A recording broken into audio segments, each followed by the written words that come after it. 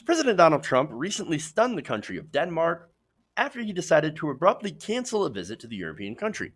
Now, Trump recently announced the postponement of a visit via Twitter on Tuesday, writing that Denmark is, quote, a very special country with incredible people, but adding that he had postponed a meeting with Prime Minister, and I'm probably going to butcher her name, I apologize, Mette Frederiksen, after she said she would have no interest in discussing the purchase of Greenland. In fact, she had literally called it absurd.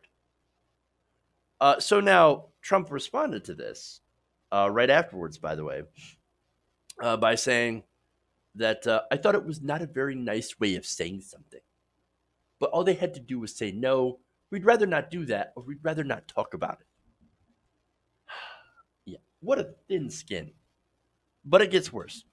So now this happened, like I said, Trump wanted to buy Greenland. It's not an Onion article, which we were hoping that it was. A complete insanity. And she obviously said, no, it's ridiculous. And out of spite, like a child, Trump said, okay, I'm going to cancel my visit. I'll postpone it. And yes, in case you're wondering, this is exactly what it was about. Two sources have told the Washington Post that the president had mentioned the idea of buying Greenland for weeks, and the aides were waiting for more direction before they decided how seriously they should look into it. Well, the president was serious, super serious. Now, he also said, what was funny, a couple of weeks ago, that, oh no, I'm going to visit Greenland, but not for that reason. Okay, well then, since that reason was taken away, why did you decide to cancel the trip? It's because our president's a lunatic. That was his reason, and now he doesn't have a reason. He doesn't want to go to Denmark. He took his ball and literally went home or stayed home.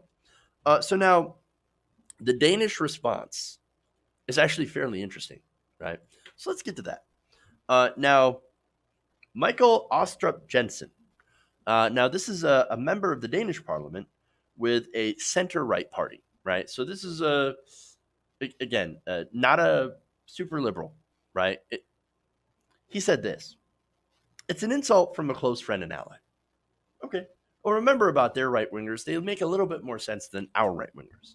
So to be fair on that. Now, he said that Trump's interest in purchasing Greenland took the country by surprise and was initially widely considered to be a joke, before Danes realized the full extent of what they called this disaster.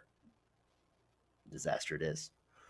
Now, look, on that, I just got to say, originally there are a lot of people that believed that Trump running for president was also a joke, myself included. I had no idea that this was going to happen. Not until till he started really crushing everybody in the Republican primary that we were like, oh no, it turns out this joke is real. And so, again, to all of our detriment, what we thought might have been a joke was deadly serious. And so apparently was his desire to buy Greenland. Now, Jensen added that Danish lawmakers, in response to this cancellation, felt misled and appalled by the president, who, quote, lacks even basic diplomatic skills. He said there was no word about, I want to buy Greenland and that's why I'm coming, which again was clearly why he was here in the first place. Okay. Now on Twitter, there's more.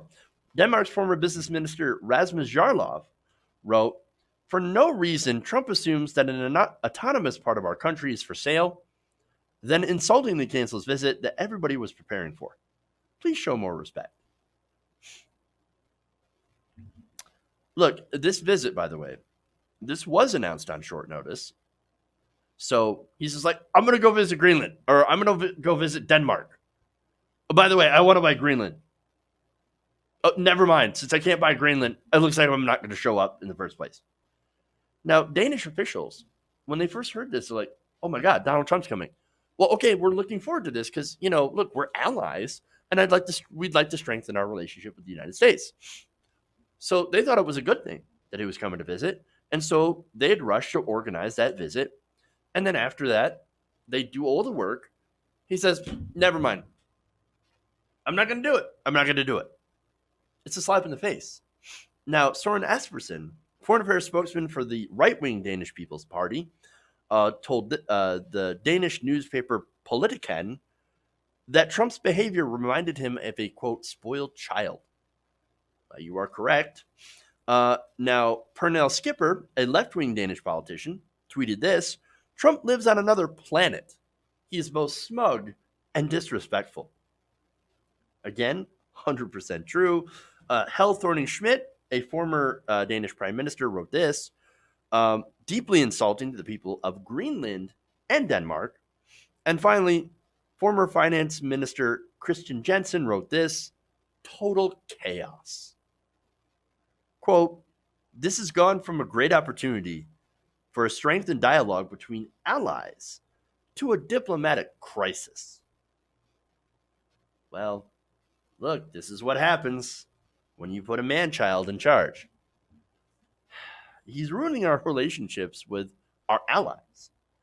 I mean, and you know what he's doing instead, by the way. So he's alienating our allies and cozying up with dictators.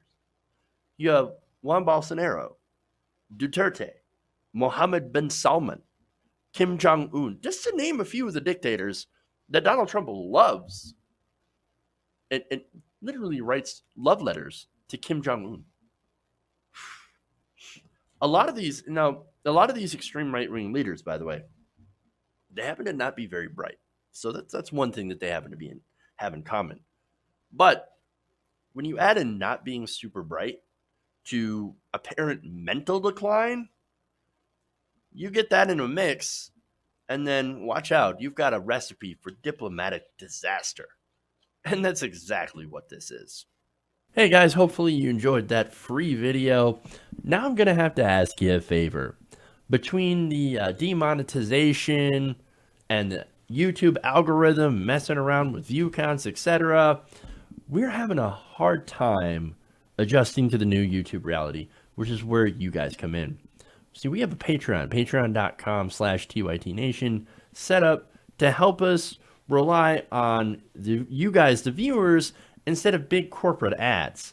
Look, you know the show. You know how I'm not in favor of big corporations anyway. So help us transition away from relying on the ad model to pay the bills and sign up to be a patron, patreon.com/TYTNation. That goes a long way to help us keep the lights on. And you guys will know that you're supporting independent progressive media.